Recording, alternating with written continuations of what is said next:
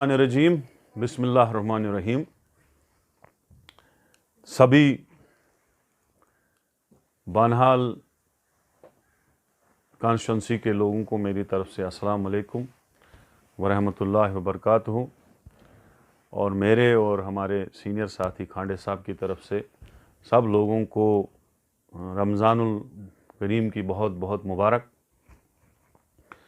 आज press conference बुलाने का मकसद जो है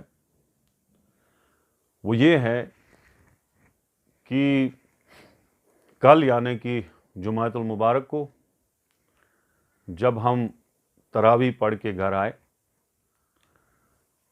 फ़ोन ऑन किया तो किसी दोस्त ने हमें फ़ोन किया कि हमारे गुलिस्तान का एक मीडिया का रिपोर्टर जो है आरिफ वहीद साहब, वो लाइव अपने फेसबुक पे था और मेरे खिलाफ जितना हो सके उससे उतना वो बोल रहा था। चूंकि आपको पता है आज रोज़ों का महीना है और ये जो सोशल मीडिया वगैरह है ये हम ज़्यादातर बंद ही रखते हैं, और उस वक्त भी हम तरावी पढ़ने गए थे और 10:30 बजे रात के जब मैंने उसका वीडियो देखा तो उस वीडियो में बहुत ज़्यादा झूठे प्रोपेगेंडे जो हैं वो उस आदमी की तरफ से मेरी ज़ात पे, मेरे ख़ानदान पे, मेरे भाइयों पे, मेरे वालिद की बातें भी उसने कही जो 32 साल पहले इस दुनिया फानी से चले गए हैं, जिनको लोग जानते हैं। और शुरुआत उसने ये की कि वकार रसूल वानी जो फार्मर एमएलए बनिहाल का है, उसने मुझे बहुत ज़्यादा गालियां दी और कहां दी वो तो मुझे पता नहीं, कहां दी, किस स्टेज पे दी, किस प्लेटफार्म पे दी। तो वो उसने मुझे इल्ज़ाम लगाए। उसके बाद ये भी कहा कि उसके ख़ानदान वाले लोग मुझे सोशल मीडिया पे गालियां दे रहे हैं। तो मैं ये कहना चाहता हूं लोगों से कि मैं एज म्युनिसिपैलिटी चेयरमैन 2005 से, एज एमएलए 2008 से 2018 तक, मतलब 9 से 9.5 साल का टर्म वो भी रहा, उसमें मिनिस्ट्री भी कुछ देर रही। कोई आदमी ये बताए मेरे खानदान के अफराद किसी दफ्तर में चले गए मेरा नाम लेके, किसी पब्लिक प्लेस पे वो मेरा नाम यूज कर रहे हैं, किसी आदमी को उन्होंने कभी जोर से बात की बाजार में मेरा नाम लेके, जबकि हमारे घरों में हमेशा पॉलिटिक्स रही और हमेशा पावर में रहे हम। तो ये कोई मतलब ही नहीं है अगर वो ये सबूत देगा कि वकार रसूल या मेरे कोई भाई या मेरे खानदान के लोग उसको कोई गाली देते हैं तो मैं पब्लिक में माफी मांगने को तैयार हूं, पब्लिक में। लेकिन आरिफ वहीद साहब को मैं कहना चाहता हूं कि वो आदमी पहले मीडिया के साथ था, उसके बाद उस आदमी ने इंजीनियर रशीद साहब की पार्टी ज्वाइन की और डेली शाम को इसी तरह से लाइव आता था। और मुझे याद है एक दिन उसने रोना भी 2-3 बार लगाया, अब पता नहीं किस हालत में वो रोता था। एक दिन उसने कहा कि खड़ी और मोहम्मद के में काफी फैमिलियां जो इस वक्त फाका मर रही हैं, फाका सोई हुई है। सब लोगों ने, मैंने भी अपने हिसाब से तलाश किया कि कौन आदमी फाका मर रहा है, किसको फाका लग रहा है, तो रोने लगा। इतने बगैरत तो हमारे खड़ी मोहम्मद के लोग नहीं है किसी को फाका सोने देंगे। तो ऐसी ऐसी बातें वो कहने लगा। उसके बाद पार्लियामेंट इलेक्शन आया तो उन्होंने कैंडिडेट उठाया, कैंडिडेट उठा के उन्होंने जबरदस्त मुखालफत हमारी की। उस आदमी की अभी भी सारी वीडियोएं हमारे पास मौजूद है। यहां तक कि गुलाम नबी आजाद साहब का प्रोग्राम नील में था और नील के अंदर इंजीनियर रशीद साहब को लाके उसने इतना ड्रामा वहां पे किया, जिस वक्त हमें जलसा था उसी वक्त इन्होंने हमारे खिलाफ तकरीरें वहीं पे नील में ही करनी शुरू कर दी। उसके बाद मैंने आजाद साहब को कहा आप थोड़ा लेट आ जाना, यहां पे कुछ लोग जो हैं यहां पे फितना और फसाद करवाना चाहते हैं।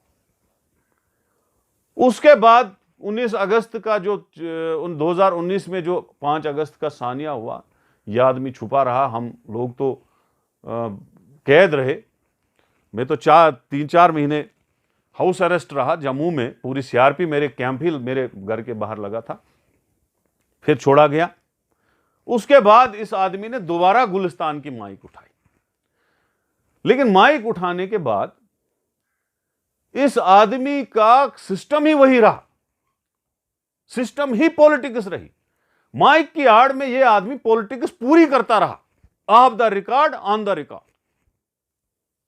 आपने देखा पिछली बार बिजली पे प्रोटेस्ट हुआ, यहां पे कितना बड़ा प्रोटेस्ट हुआ जब बनाल के लोगों को बिजली की परेशानी थी, और दिन को इसकी चैनल ने एक भी प्रोटेस्ट नहीं चलाया। आप लोग सारे मीडिया वाले वाकिफ हैं।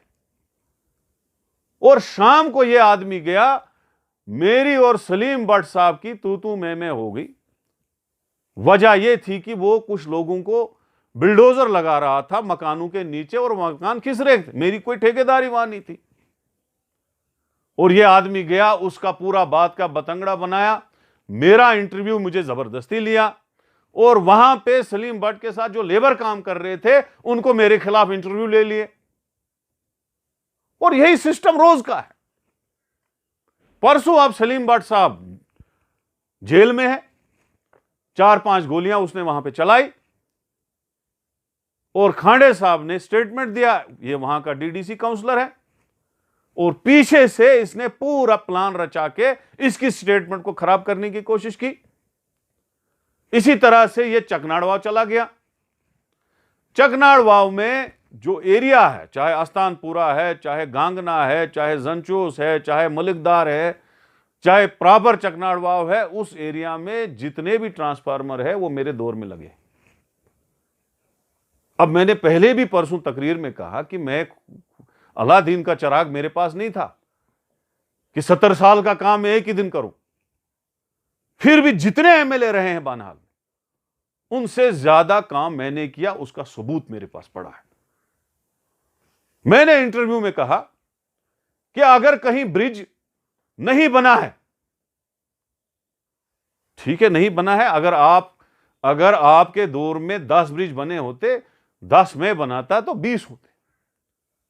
आज अगर 100 या 150 ब्रिज स्टील के बानहाल में बने हैं तो उसमें 90% जो है मेरे टाइम के बने हुए।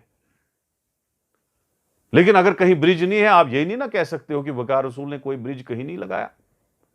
अगर कहीं तार गिरी है, यह नहीं ना कोई कह सकता है कि वकार रसूल ने पोल और तार यहां नहीं लगाया, जबकि 2014 से मैं हमारी सरकार ही नहीं है, बीजेपी की सरकार है, और 3 साल से मैं वैसे भी एमएलए नहीं हूं। ये तो पिछले एमएलए को भी जाके पूछ सकता है ना, फारूक मीर साहब को, अभी जिंदा है, अल्लाह ताला उसको सेहत दे। तो इस आदमी ने क्या किया, परसों हमारा प्रोग्राम था, यहां पे हमने प्रोग्राम में चकनाड़ वाव वाली बात कही, और हमने इसका नाम नहीं लिया। आप आज भी वीडियो देख सकते हो, इसका जाती नाम मैंने नहीं लिया। मैंने गुलिस्तान चैनल का नाम लिया कि गुलिस्तान चैनल वहां गई, उन्होंने ऐसे ऐसे कहा, और कोशिश की जाती है, हमेशा प्रवोक किया जाता है, अपने मुखबिर रखे जाते हैं कि कोई ना कोई हमारी पार्टी के खिलाफ, हमारी जात के खिलाफ बोले ताकि उसको हाईलाइट करे। तो यह हमने कहा कि बाबा आप बाकियों कामों को का भी हवाला दिया करो, हमारा वर्जन भी लिया करो। अगर आप किसी से हमारे खिलाफ इंटरव्यू लेते हो तो आप वापस भी आया करो, भाई उसने यह आपके खिलाफ बोला। तो गोदी मीडिया को, तमाम बीजेपी मीडिया को तो हम बोलते हैं, पूरे मुल्क में गोदी मीडिया बोलते हैं, मैं ही थोड़ी बोलता हूं। और सुभाष चौधरी और क्या चौधरी है उसका नाम, जो श्याम चौधरी, जो पीएचई मिनिस्टर था, उसकी गुलिस्तान चैनल है जो बीजेपी का मिनिस्टर था। इसमें कोई शर्म की बात की है? वो तो मालिक है इस चैनल के। गुलिस्तान नाम तो है उर्दू का, लेकिन पीछे तो भगवा रंग है इसमें। आज भी देखो आप, एक आदमी बदमाश गुंडा कल उसने फायर किए और पूरा बचाने की कोशिश की। इवन यही गुलिस्तान का रिपोर्टर कल पूरा दिन कोर्ट में रहा उसकी जमानत के लिए।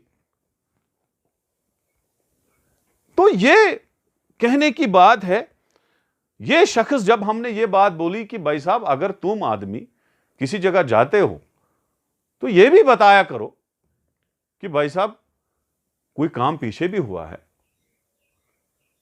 आप हमारे प्रोग्रामों में आते नहीं हो। आपने डीडीसी इलेक्शन में टोटल वन साइड हमारे खिलाफ जो थे उनका इंटरव्यू लिया, हमारा लिया नहीं। उनकी डिटेलें चलाई, हमारी चलाई नहीं। उनके साथ साजिशों में शामिल रहे, हमारे साथ नहीं रहे। उसके बाद इस शख्स ने उस तकरीर के बाद मुझे 2-4 व्हाट्सएप जो है किए और उसमें बहुत उल्टा पुलट लिखा। ये आपके सामने है, ये बोल रहा था ना, व्हाट्सएप पे उसने मुझे कुछ लिखा। ये शख्स जो है ये लिखता है, एक मैसेज 14 को, दूसरा मैसेज 14 को, तीसरा मैसेज ये 14 तारीख को। ये आप पढ़ सकते हो, इसकी मैसेज है। मैं ये पब्लिक में नहीं दिखा सकता हूं इसने क्या लिखा है, जो वही तबाही इसने लिखी है। मैंने कोई जवाब नहीं दिया। 15 को ये आदमी, 15 को मैंने 15 को भी जवाब नहीं लिखा। 15 को शाम को ये फेसबुक पे मेरे खिलाफ डालता है, सीधे नाम लेके। उसके बाद मैं इसको लिखता हूं, आप पढ़ना जरा सुन लेना। मैं लिखता हूं इसको वापस व्हाट्सएप पे कि रमजानुल मुबारक में हमारी खामोशी को हमारी कमजोरी मत समझो। यह पढ़ लेना आप, मैं इसको लिख रहा हूं। Because I am following my religion Islam, you have to choose only one path. सच है अकई बात राटे, या आपको पॉलिटिक्स करनी है या आप मीडिया ले लो, जो आपने माइक पकड़ा है, या वही पकड़ो ना। सीते सहाफत का जो मतलब है, जो सहाफत का मीनिंग है, क्योंकि मैं इंफॉर्मेशन मिनिस्टर रहा हूं पूरी जम्मू कश्मीर